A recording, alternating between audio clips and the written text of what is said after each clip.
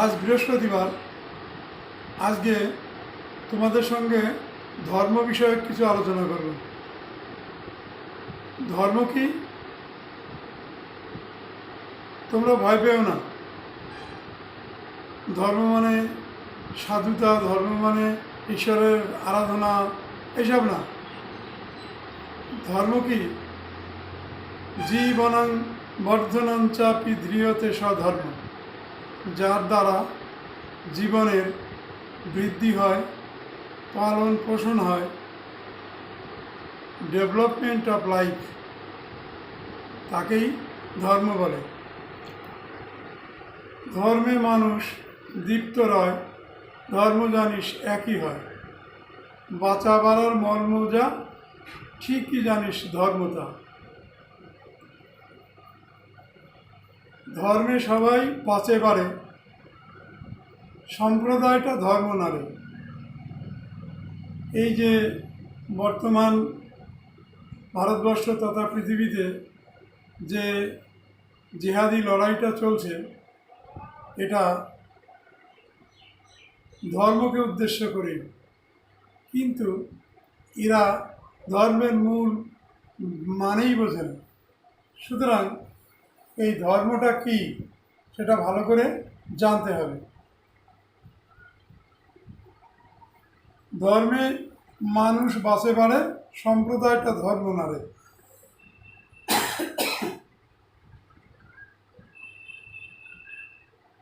এই ধর্ম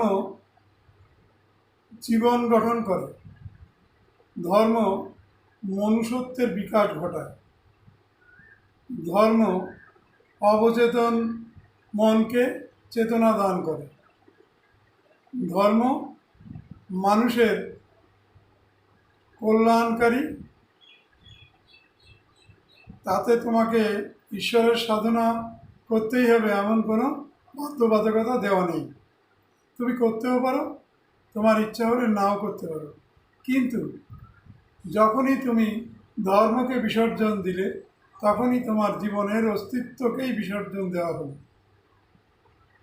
তাই এই ধর্মের সম্বন্ধে প্রতি বৃহস্পতিবারে আমি তোমাদের কিছু বলার চেষ্টা করব, এবং শনিবারে দেশ সম্পর্কে বাংলায় বলবো, আর রবিবারে তো শুরু করেছি দেশ সম্পর্কে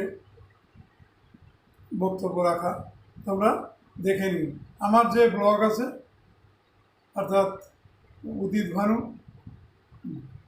জ্যোতিষ রঞ্জিত বিশ্বাস আর রঞ্জিত বিশ্বাস, ইউটিউব ফেসবুকে নজর করলে তোমরা পাবে।